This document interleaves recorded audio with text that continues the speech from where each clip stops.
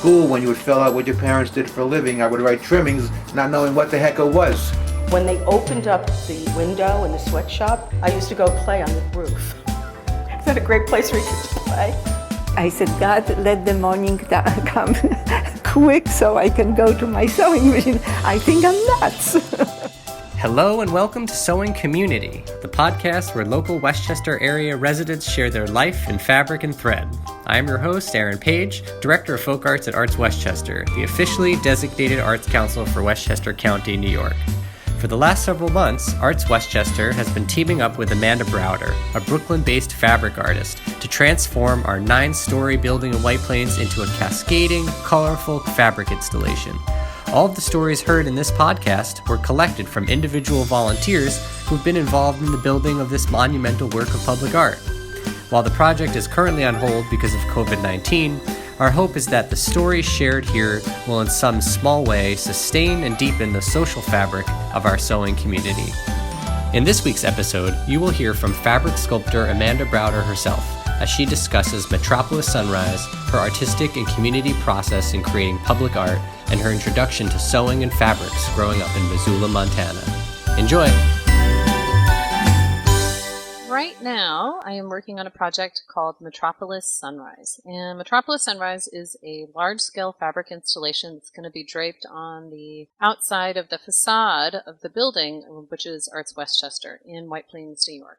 About a year ago, actually 2 years, I think, Janet, the director of ArtsWestchester, got in touch with me, and we started talking about doing a project. Like most of these public art pieces, they take a couple years to kind of get the funds, working with the city and different perspectives to try to organize this large-scale work. What I do is I work with donated fabrics from people in the community, and then we come together during these public sewing days to stitch together the project very slowly in the beginning, and then more aggressively towards the end, really sitting down and creating the larger aspects of the piece that's going to go up on the building. You know, working with structural engineers to actually erect this large-scale fabric piece. It is public art, you know, and I kind of think of that word public art as two kind of sides through this project. I mean, I think a lot of times we see public art is art that's out in the physical space within our community. A lot of times not involving the community, other than just being a passive viewer. And so what I love about these works is that they really encourage people to think about how they can be involved, like literally infuse their own personal history, personal connection to the community within the art project. During the donations, we've been asking people to tell us little stories, you know, histories of some of the fabric that they brought to the project, so that when we have the public sewing days, we could acknowledge and support the people that are actually coming and participating, volunteering, so that when the piece goes up, there can be this tangible physical connection to people in the neighborhood, in the community, to why this is a celebration of all of us coming together to make this beautiful object. It's a celebration of our physical space. It's a celebration of being a neighbor. If you were to come to one of the sewing days, traditionally people come and there's fabric that's donated, and what we do is we're using tables that are at the space to create these long stretches. And we're taking all the fabrics, organizing them by color, so they're all blue, all greens, all yellows. And then what we're doing is placing them on the table like a puzzle and creating these long strips that can end up being around 90 feet long. What's awesome about these strips is that they become almost like a scroll, right? A scroll of different fabrics. When you're building them, you really kind of see it close up. Like you're seeing the difference between one fabric going to next fabric. Imagine stepping back 2 blocks away and seeing this strip of fabric in its flat surface. And so you'll just see all blue or all black or all green. Because we're trying to get people to shift their minds from the small object, which is this small donation, to the larger installation, which is covering this building, increasing the sense of scale. What we're building are these long bolts of fabric. We're rebuilding bolts of fabric. One thing that hasn't happened yet, and which will happen later in METROPOLIS SUNRISE, is when we start putting those bolts of fabric together. It's kind of like the puzzle to create this final design. Anytime I talk about these projects, it's a we. I talk about it in the we form because we do it together. Like, it's not just Amanda Browder sewing this piece together and then it goes up. It may be under my name because I'm designing it, I'm fabricating the process, and kind of getting this whole thing together. At the same time, the people that are putting it together are Arts Westchester, it's the volunteers, it's the city people, it's all this collection of people that are building this thing that goes up in the end. And so it does break down that authorship.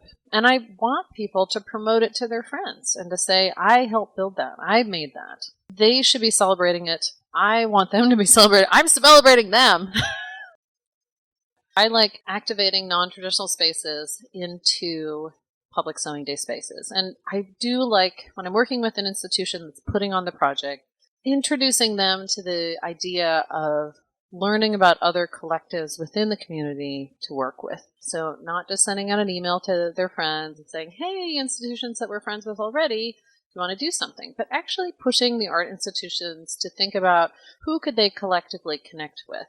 It's about finding a list of different communities from all around an area, and also kind of like pushing art institutions to really own up to that word community. This is an opportunity for them to not only expand beyond their traditional group, but to learn from a different community that maybe they didn't know about, and vice versa. Because what happens is that what I find the most successful is you physically have to go to those spaces. And when you do, it opens up the understanding that you want to work within their safe space versus you expecting all the audience to come to your safe space.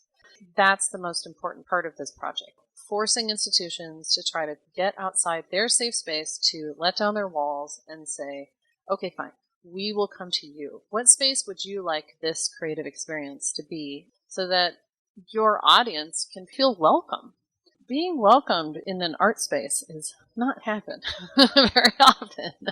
I mean, even myself, who feels like I'm in the world, I go to galleries, and a lot of times the table's really high, there's a person behind the counter, they don't want to talk to you, and you're like, are you supposed to speak? Like, you feel in trouble just walking in. I don't find that positive. I find that exclusionary and disappointing. I want my artistic experience to be inspirational and questioning and a place of contemplation and education, not feeling like I'm in trouble just walking in the door. The word community is not unilaterally the same in any small pocket. I mean, we can attempt to try to control it as much as we can when we hold these public sewing days. We're like, oh, we want to reach out to this community and this community. But those people might say, I don't want to come. And you're like, great, that's totally cool. That's an experience you have to go with. And that's the vulnerable aspect of it too. It doesn't always set up a place of success, but that's okay, because sometimes you will have success and you have to embrace that. Also, you have a place to say, oh, why wasn't it successful? How do we fix it? What's something that we need to do beyond this one experience? And that's something that institutions should start thinking about, that beyond just, having a free night once a year or once a month. Institutions need to make change. It can't just be on the shoulders of the community. It's actually the arts community that needs to shift the thinking.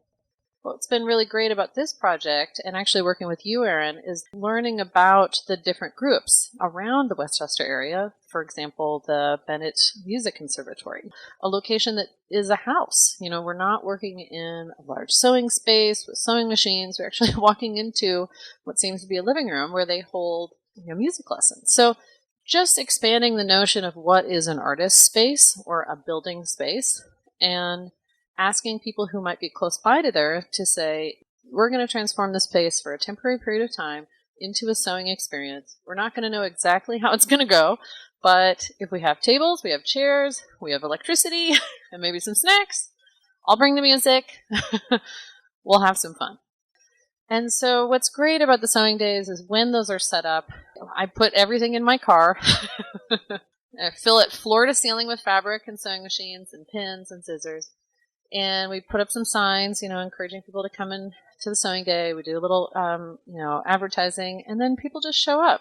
Any person that walks in the door, I want to shake their hand, say hello, introduce myself, and just make them feel welcome, because it is scary. Even if it's their space, if it's their church or their community center, you're in their space, kind of like changing it. And so I like to make sure that they know that I've appreciated them asking us or allowing us to come into their space and do this public sewing day. And then if sometimes people feel excited, then they come and help, or, they're already planning to help because they love to sew. And then it just happens. People start chatting with each other. We set up sewing machines around the room and make sure that people are in like a happy space and play a little soft music. And, just give people opportunities to try stuff out. Everyone has what they love to do. And some people they're dedicated sewers and they just go right to the sewing machine. And some people are like, I'm not sure. I'll do some pinning. And then I do these kind of teaching sessions of like showing people how to sew. So I'll sit down with anybody that wants to learn, even 2-year-olds. Like my favorite thing to do is give them the pedal. We put them in their hands, and machines are scary. Like they can put that needle through your finger. But if you give the kid that power, but then put the safety over to me, so I sit at the machine with the fabric and I say, okay, go, and they squeeze that pedal, and it makes that really loud sound. But I'm in control. I know what's happening. This thrilling kind of like moment happens with the kids because they realize I've given them the ability to make something. They're in control of the experience. We're working together, you and I, and it's addictive. During my projects, I really try to use contemporary art as a way to welcome people, everybody, into the space and to say, you are an important human. You are somebody that's bringing something important to the space. And this project needs you and appreciates you. We do that through talking with them, introducing the project, teaching people how to sew, and then hoping kind of that they feel embraced by the project and feel that their creative spirit is being supported so that they feel more interested in stepping forward. During the sewing days in the beginning, it's always kind of a light turnout. I never know who's going to show up. And then it's kind of cool. It's exponential. Like, this is not an exclusionary experience. It's something that welcomes everybody, all abilities, all ages. It's a celebration of people just coming together and talking over the table and using the practice of, say, pinning or sewing as a way to get to know somebody they don't know, possibly their neighbor. So one of the stories that was pretty cool were these 2 women who met at the Greenberg Public Library. Both of them were just chatting. These are 2 women that had come to the project multiple different times at different locations at Westchester, this kind of thing. One woman, her daughter had brought her because her father had just passed. And this woman was trying to find things to do, to kind of get out into the community and be more active after the loss of her husband. And then this other younger woman came just to like connect and, be part of the project. So they started chatting and they both realized they speak Spanish. They started speaking Spanish and the coolest thing happened. It gives me chills just even talking about it. They both ended up finding out that they were both from the same place in Peru. The older woman had told this story as that she had gone to this high school a long time ago and it was just starting. Like, it was a Catholic high school, it was run by these nuns, and she was one of the first classes. But they still needed to raise a lot of money. So she was kind of like the first group that started in class. Well, this younger woman was actually of the first class when they finally raised enough money and they were able to kind of like facilitate this larger expansion. And so it was just this awesome moment where these 2 people from 2 different locations somehow, had started their lives in a similar place, very, very small population, gone out into their lives, done different things, and then somehow landed back at this sewing day. I mean, it's just phenomenal. It's an example of our lives. It's an example how paths can cross accidentally, even though we don't realize what our personal histories are. It connects how similar we are, even though we don't know each other. Even though you don't know somebody, there might be some history of connection. I mean, it even makes me cry. I'm a very emotional person, so even talking about those stories, you couldn't have asked for anything better. Westchester is such a large area, and a lot of New Yorkers, especially transplants who have moved to the city and don't always go up to Westchester, I don't think they understand like how diverse and unique Westchester is. I mean, there's the stereotype of like, the doctors and the lawyers that live up there, but there's also this massive communities that have been there for a long time, immigrant communities who have started new lives. And during the sewing days, I feel like that comes about. Like, we see people wanting to express their culture and to talk about it with other people. I mean, there was the Ecuadorian family that came to ArtsWestchester and also at Sleepy Hollow, and their whole family, I mean, it was like grandparents, parents, cousins.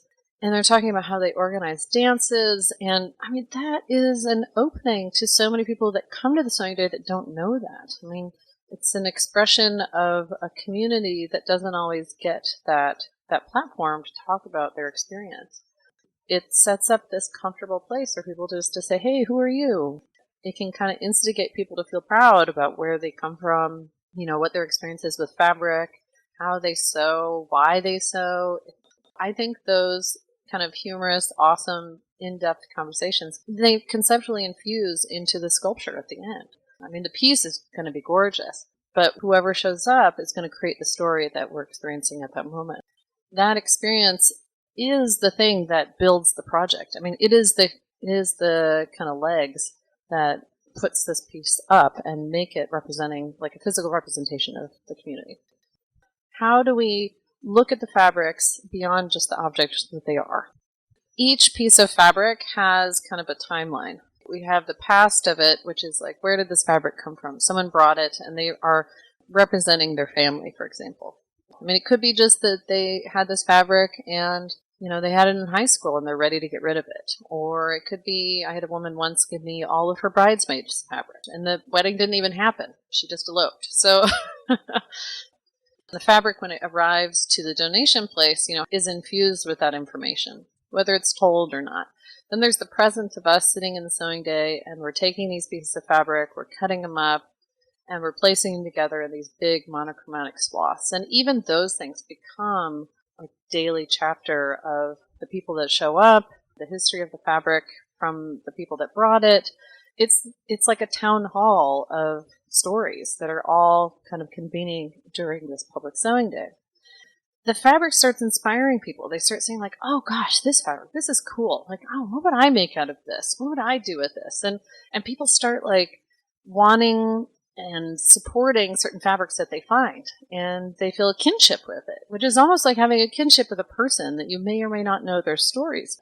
And they make up their own stories too. So they start fabricating future thoughts. Like they're like, oh, this fabric, this reminds me of, I would love to see a dress made out of this. And that in itself is now connecting two random places, or even three, like into one final project. What I think is even cooler, and I think it's a little scary for some people, is, we're taking this thing which is so intimate, right? And we're putting it outside, which is, dealing with rain and wind and the elements, which is not a sensitive, like warm space, like, where you would put a quilt, for example, like in your bedroom, in a private space. Like we're putting out in the world. We're putting it on display. So I like that shift. I like kind of pushing people into thinking like, okay, what is the close-knit important things about you? At the same time, like what happens if it's out in the public? Traditional public art, what you do is you propose a project, you find a fabricator, you have a budget, you have a timeline for when it's like halfway done, 2/3 done, and then the finishing install. Well, there's so many variables. We might not have enough fabric. We might not have any volunteers show up. We might lose spaces as we go along. We might have a pandemic where it changes everything. And, through this pandemic, I think it's kind of reminded people, put a little reset, just to be like, stuff happens in life. I mean, this is life, and we kind of have to embrace those challenges and brainstorm ways of being successful and accept when things change, because in the end, it's about the experience. I mean, this pandemic has changed how we progress every day, and it's shifted our notions of walking to work and, traveling to work or going to visit your family and what happens in between. And so that's part of this project a lot of times too. Things will change and shift, and as a group, we all figure out ways to make it work. And it will be up there. It's going to be a cool piece when the piece is up. It's just going to take a little longer. The one important thing that we as a group need to remember is that Westchester was kind of the first place that this pandemic kind of started hitting too. So we were kind of at the epicenter of where this all started as it kind of infused down to New York City. I don't know. I just think that's important because it's adding to this story of the project, which is the pandemic happened in the middle of a public art piece. And it also happened in Westchester, the beginning of the pandemic. It didn't happen just in Seattle. It really happened on the East Coast in Westchester. I'm working in the studio by myself now, and, I'm enjoying it. I have to say, it's like I feel like I'm talking to the fabric in the space. I'm like, oh, hey, I know you. Memory lane. I go through memory lane a lot. One of the best memory lanes that happened today was that I found your wife's dress that I cut up. That she did not want it to be cut up, and she didn't know it was donated. But that's okay. She's happy. We're all good. But we had an awesome laugh together today, finding her work dress that was completely cut up, and it's going to go into the project. So everybody has to look for the black and white leopard, which is an amazing print for a dress, just so you know. Not the saucy cut. It's a professional dress, but the pattern is phenomenal. Even though we've made this pause, we're still working forward. I love that we're getting time to work on this audio, and, we sent out the letter to all the volunteers, just giving them an update, and we got this plethora of people just writing back such amazing things and showing us how they have been making masks at home for people with fabric. I mean, fabric is now, the one cool thing that's happened with this project is that sewing and fabric, like discarded fabric, has become important within our world. All of a sudden, I'm getting calls from people who are like, how do I sew? I need to make a mask. Never has that happened. Usually people are giving me their sewing machines. They're like, please, I haven't touched this thing in 20 years. It's just sitting in my closet. You obviously will use it. I do hope that as a tool becomes more important in our world. And then what I hope too is that when people come to the final installation of this project, they'll see how all this fabric together is a representation of our community and the celebration of us all coming back together. The one thing that people talk about with my work is that they immediately want to say they're quilts. And I do not call them quilts, with respect to quilts. They're quilt-like. They use systems that are kind of similar to quilting, which is taking scraps of fabric that are discarded, sewing them together into flat surfaces to create these patterns. The biggest shift is that these are building size, and they don't keep you warm at night, for example. They don't have a function that's similar to quilts. Why I try to make that distinction is it kind of goes back to the story of when I first started doing this project. So imagine me, I went to University of Wisconsin in Madison for grad school. I mean, originally I'm from Missoula, Montana, and then going to Madison, and then I got a job teaching at the Art Institute of Chicago, and I was young. I just, it was in a time period where painting was God in the contemporary art world, and I wanted to be in the contemporary art world. Like, I'd just gotten my degree.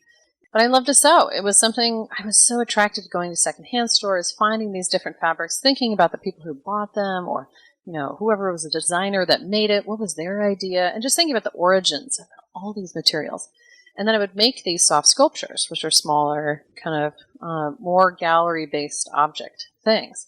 And usually it was about kind of the contrast of the object that I was building to the fabric that was being put into it.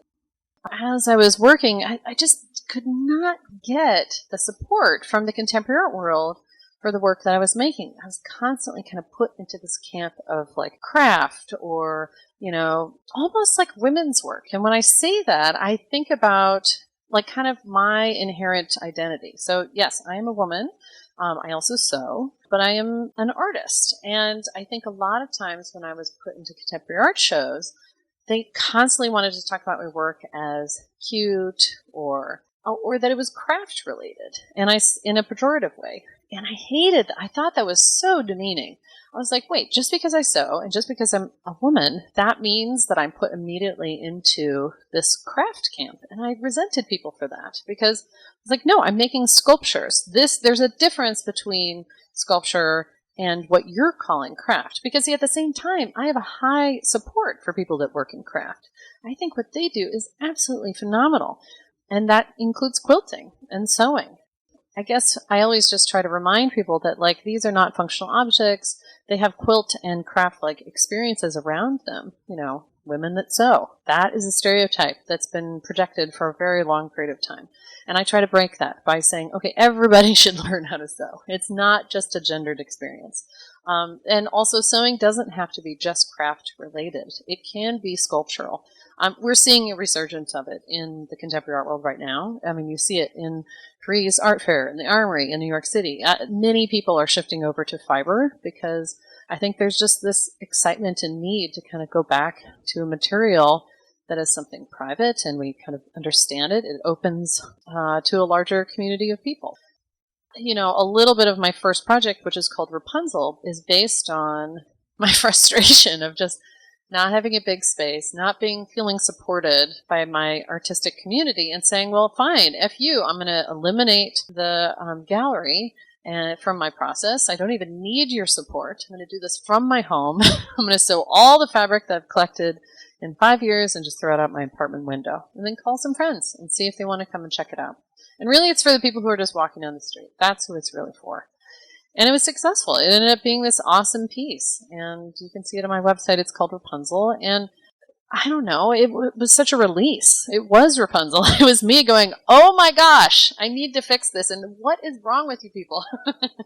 That was the beginning of me seeing how positive and how cool it was to work outside of that naysayer community, that kind of exclusionary system within the contemporary art world, through museums, teaching institutions, everything, and saying, I don't need all of you. I mean, the one thing I love to talk to are art students or students who are trying to think about how to do this on their own.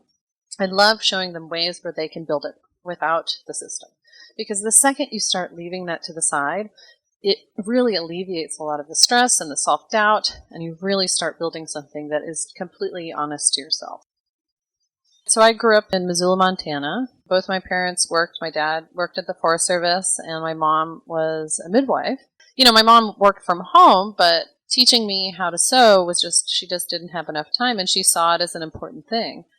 And so I remember when I was 9 or 10, she signed me up for 4-H. There was a sewing class. What's really cool is that I just found the first skirt that I made in that class. It was at this woman's basement down the street from my house. And I remember riding my bike there all the time. And this is such a Montana experience. Is that you go in the basement, there'd be like 3 machines and all of us girls there. The sewing machines were shotgun refillers. So you had sewing machines and shotgun things happening at the same time. So if we got sick of sewing, we would fill shotgun ammo for hunting. But I remembered sewing this skirt, and it was a red fabric with little black Scotty dogs on it as the pattern with little bow ties. And I just found the skirt. And I wore it for this fashion show. I remember walking down the fashion, tons of people in the fashion show, and I won 4th place overall, which was a big deal for me. Got a big ribbon. It kind of even goes back to the gendered experience because I grew up in a very feminist household. My mom, she changed the law so midwives are legal in the state of Montana. She's very active politically. And so I've always had that sense that even though I was a woman, I had no fear about getting something done. I also knew the kind of gendered aspects of being a woman. So I knew that stereotypically women were taught to sew and cook. And I remember after the fashion show, they took us into these sessions and they taught you how to do laundry. And it just infuriated me. I was so mad that they were doing this. I mean, generally it is a pretty good idea to learn these things, But at the time, I was like, this is our culture trying to force me to be a housewife. I was just so mad about it. It is important because I think it is also part of my inspiration of not being scared to go forward and to use anything that I want to build something as big as I feel is important. In high school and this kind of thing, I would go to the secondhand stores in Montana. So this is back in the 90s, early 90s. The secondhand stores were phenomenal because all these farmers and ranchers and all these people from all over the place were donating stuff from the 50s and the 60s. So the fabrics were just electric and crazy colors. And nobody wanted to make anything secondhand. So it was just filled to the gills with magical vintage material between clothing and just stock fabric. So I would buy this stuff. I'd take it home. And I started just making things. I didn't think it was art at the time. I didn't know you could actually be an artist as a job. I thought just being creative was something that I just constantly had to do. I was like, oh, I'm going to draw today. And I would just make these pillow coverings. They were almost like drawings out of fabric. I would think about, oh, how is this fabric going to work with this? And that's where it kind of started, where fabric was just, the patterns were such an inexpensive free resource to work with. And I didn't have an interest in mixing color or working within the portal of the canvas. I wanted my fabrics to be infused within my life. And, I wanted those fabrics to not just exist in a pillow. I wanted them to be on the wall and to cover a chair. And I wanted this electric, disco ball of color. And if you ever come to my studio or my apartment, you will see it's fabric everywhere. I change it constantly, and color makes me happy. I remember in high school, I was asked in senior year, so I went to Hellgate High School, which is an amazing name for a high school to go to. But I lived in the Hellgate Canyon, so that's the reason they named it that. But one of the professors, or the teachers, asked if I wanted to be the photography editor for the yearbook. And the yearbook was definitely like for the cheerleaders and for the popular kids, and I was definitely the artist who was not in that. I wasn't even an artist at that time. I was just a creative odd one. So I was like, what? You want me to do this? And again, at that time, this is pre-digital, so it is all working in the darkroom. And I had taken classes on photography at this Rocky Mountain School of Photography, so I knew how to do it. And I was like, yeah, okay. And it was the first time that a teacher had introduced to me this idea that, like, oh no, you can make a living off of making creative things. And it blew my mind. I had no idea that all this labor and work that I'd gone into being creative and learning about materials and experimenting with photography as well as fabric and sculpture and paper mache and clay. All of it was built into kind of strengthening my creative muscle and to feel strong to go out and just call myself an artist and say, no, today I am labeling myself an artist. Community who sees me, artist right here. And I think there's a power and an intensity that happens when you do that. When she passed, it was a big deal for me, because she was the one that kind of said, oh no, you can be an artist all the time.